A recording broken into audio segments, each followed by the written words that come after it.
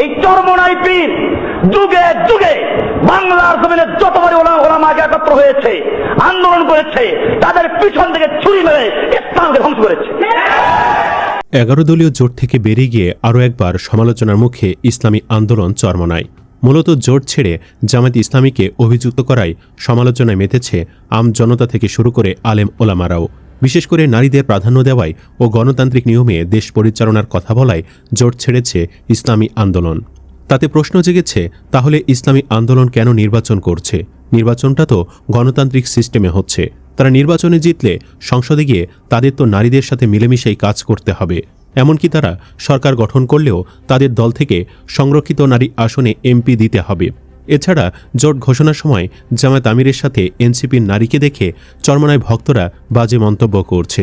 অথচ তাদের নেতারাও নারীদের নিয়ে নির্বাচন করেছে, প্রচারণা চালিয়েছে। ডাকসুতেও যেটা দেখা গিয়েছে, সব মিলে অনেকে বলছেন এটাই চরমোনাইয়ের আসল রূপ। যখনই ইসলামী দলগুলো ভালো কিছু করতে চাইবে, তারা প্রথমে আগ্রহ দেখিয়ে পরে পেছন থেকে ছুরি মেরে দিবে।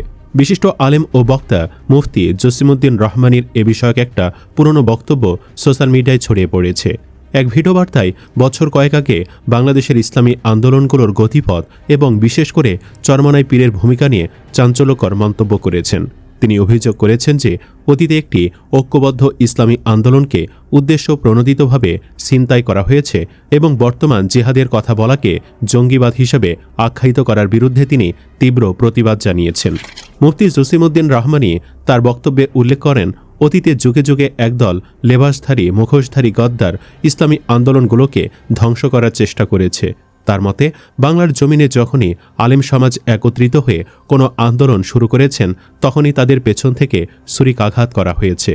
তিনি ইসলামী শাসনতন্ত্র আন্দোলন প্রতিষ্ঠার প্রেক্ষাপট তুলে ধরে বলেন, এই আন্দোলন কোনো নির্দিষ্ট দলের ব্যানারে শুরু হয়নি, বরং ইসলামী শাসন ব্যবস্থা প্রতিষ্ঠার লক্ষ্য নিয়ে সকল দলমত ভেঙে একটি একক ব্যানারে একত্রিত হওয়ার সিদ্ধান্ত হয়েছিল।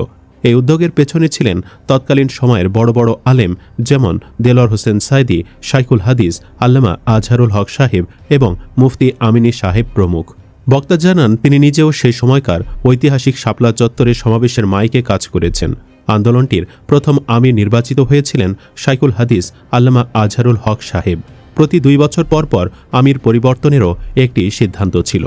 তবে মুফতি রহমানী অভিযোগ করেন, চরমোনাই পীর যখন এই আন্দোলনের দ্বিতীয় আমির হন, তখন আন্দোলনটি তার মূল উদ্দেশ্য থেকে বিচ্যুত হয়ে যায় এবং পরবর্তীতে এটি ছিনতাই হয়ে যায়, যা আর পূর্বের অবস্থায় ফিরে আসতে পারেনি। তিনি আরও বলেন, পরবর্তীতে যখন দেশের আলেম সমাজ নাস্তিক, মোরতাদ ও ব্লগারদের বিরুদ্ধে ঐক্যবদ্ধভাবে মাঠে নামে এবং নিজেদের ব্যক্তিগত কর্মসূচি বাদ দিয়ে একটি নির্দিষ্ট তারিখে সম্মিলিত কর্মসূচিতে অংশ নেওয়ার প্রস্তুতি নেয়, তখন চরমোনাই পীরের পক্ষ থেকে নাকি ওই কর্মসূচিতে একটি রাজনৈতিক স্লোগান যুক্ত করা হয়। এরপর তারা ইহুদি খ্রিস্টানদের সাথে আতাত করে নিজেদের এক পৃথক সমাবেশ থেকে উধাও হয়ে যায়, যার ফলশ্রুতিতে অন্যান্য আলেমদের বিপদে পড়তে হয়, এমন অভিযোগ তিনি করেন। তাই তো হাসিনা আমলে সব দলের নেতাকর্মী গ্রেফতার হলেও ওই দলের সবাই ছিল নিরাপদে। বক্তা মুফতি জসিমউদ্দিন রহমানী তার বিরুদ্ধে জঙ্গিবাদীদের নেতা হিসাবে অভিযোগ আনার তীব্র সমালোচনা করেন। তিনি বলেন, যদি জিহাদের কথা বললে জঙ্গিবাদী হয়, তাহলে সেজন্য আল্লাহ সুবহানাহু ওয়া তাআলা কোরআনে জিহাদের আয়াত নাজিল করেছেন। তুমি আল্লাহকে জঙ্গিবাদ বলছো? তার মতে আল্লাহ এবং রাসূলের নির্দেশিত পথ অনুসরণ করে জিহাদের কথা বলা কোনো জঙ্গিবাদ নয়। জামায়াত ইসলামীর নেতৃত্বে গঠিত 11 দলীয় নির্বাচনী জোটের বড় শরিক চরমোনাই পীরের দল ইসলামী আন্দোলন বাংলাদেশ। জোটে আসন বন্টন নিয়ে বেশ কিছুদিন ধরেই 2 দলের টানাপোড়েন চলছিল। আসন বন্টন সহ বিভিন্ন ইস্যুতে শেষ পর্যন্ত আর ঐক্যমত্য হয়নি তাদের। শুক্রবার সংবাদ সম্মেলনে 11 দলীয় জোটে না থাকার ঘোষণা দিয়েছে ইসলামী আন্দোলন। আসন্ন ত্রয়োদশ জাতীয় সংসদ নির্বাচনে 268 আসনে এককভাবেই প্রতিদ্বন্দ্বিতা করবেন দলটির প্রার্থীরা। স্বাভাবিকভাবে চরমোনাইয়ের বিদায়কে নেতিবাচকভাবে দেখা হলেও জামায়াত শিবিরের লোকেরা তাতে খুশি হয়েছে। তাদের দাবি, চরমোনাইকে 50টি আসন দিলে পুরোটাই লস হতো। তারা 2 থেকে 4টার বেশি আসনে জিততেই পারত না। এর থেকে 50টি আসনে জামায়াত কলাগাছ দাঁড় করালেও বেশি জিতবে। যাই হোক, সংবাদ সম্মেলনে ইসলামী আন্দোলন বাংলাদেশের জ্যেষ্ঠ যুগ্ম মহাসচিব ও মুখপাত্র গাজী আতাউর রহমান বলেন, জোটের অন্তর্ভুক্ত একটি দলের কর্মকাণ্ড বারবার আমাদের দলের আত্মসম্মানবোধে আঘাত করেছে। কারো অনুগ্রহের আসন নিয়ে আমরা রাজনীতি করতে চাই না। আমাদের রাজনৈতিক শিষ্টাচার বজায় থাকবে। আমাদের দলের সব নেতাকর্মীকে নির্দেশ দেওয়া হয়েছে শালীনতাবোধ বজায় রাখার জন্য। জামায়াতের রাজনৈতিক অবস্থানেরও সমালোচনা করে তিনি বলেন, আদর্শিক ও নৈতিকভাবে আমরা কোনো সংগঠনের চেয়ে দুর্বল নই। জামায়াত ইসলামী আগামীতে ক্ষমতায় গেলে ইসলামী আইন প্রতিষ্ঠা করবে না বলে জানিয়েছে। এই অবস্থায় আমরা যে স্বপ্ন নিয়ে জোট করেছিলাম তা কম্প্রোমাইজ হয়ে যায়, তাই আমরা এই সিদ্ধান্ত নিতে বাধ্য হচ্ছি। ইসলামী আন্দোলনের মুখপাত্র আরও বলেন, জামায়াত আমির বিএনপি চেয়ারম্যানের সঙ্গে সাক্ষাৎ করে বলেছেন, আগামীতে ক্ষমতায় গেলে বেগম জিয়ার ঐক্যের পাটাতনে দাঁড়িয়ে সরকার গঠন করবেন। এমন বক্তব্য আমাদেরকে শঙ্কিত করেছে। আগামীতে পাতানো নির্বাচন হবে। আমরা কোনো পাতানো নির্বাচনে কারো সমঝোতার অংশ হতে চাই না। এর আগে 12 ফেব্রুয়ারি ভোটের দিন রেখে ত্রয়োদশ জাতীয় সংসদ নির্বাচনের আগেই জামায়াতসহ সমমনা দলগুলো এক হয়ে সংখ্যানুপাতিক পদ্ধতির নির্বাচন এবং গণভোট আলাদা দিনে করার দাবিতে একজোট হয়ে যুগপৎ আন্দোলনে নেমেছিল। এরপর তারা একজোট হয়ে নির্বাচনে অংশ নেওয়ার সিদ্ধান্তও নেয়। কিন্তু আসন ভাগাভাগি নিয়ে ইসলামী আন্দোলনের সঙ্গে জামায়াতের টানাপোড়েন দেখা যায়। জামায়াত 40টি আসন ছাড় দিতে চাইলেও ইসলামী আন্দোলন 50টি আসন দাবি করে। এ নিয়ে কয়েকদিন ধরে দর কষাকষির পর গতকাল বৃহস্পতিবার ইসলামী আন্দোলনকে না পেয়ে জামায়াতসহ 10টি দলের নেতারা সংবাদ সম্মেলন করে জোটের প্রার্থী ঘোষণা করেন।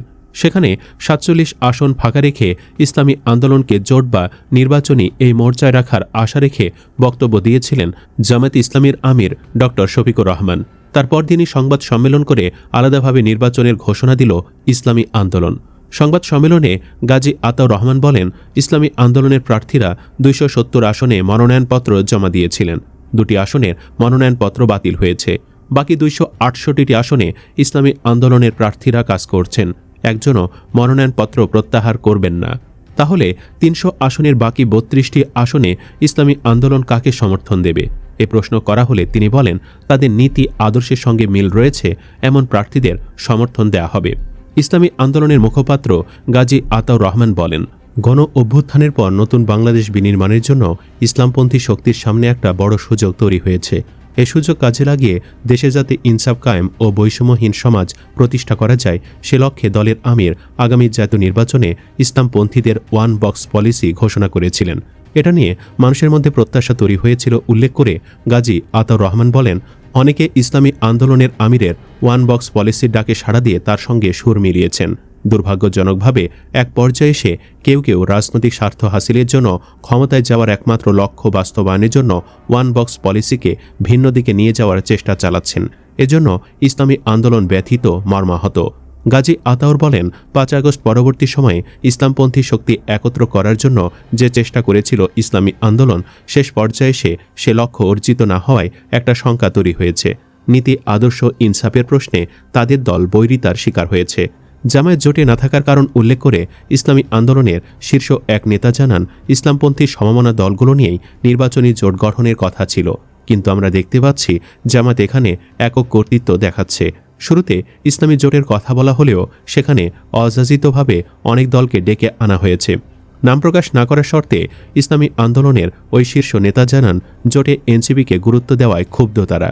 নতুন এই দলটিকে কেন 30টি আসন দেওয়া হচ্ছে এই নিয়ে তারা আপত্তি জানিয়েছিলেন, কিন্তু তাদের আপত্তি কানে নেননি জামায়াত নেতারা। জোটে না থাকার এটিও অন্যতম কারণ। সুপ্রিয় দর্শক, চরমনায়ের এমন কামকাজকে আপনি কিভাবে দেখছেন? ভালো নাকি খারাপ? কমেন্টে জানিয়ে দিন মতামত। চরমনায়ের বিদায়ে জামায়াতে লাভ দেখলে ভিডিওটি লাইক ও শেয়ার করুন। ধন্যবাদ।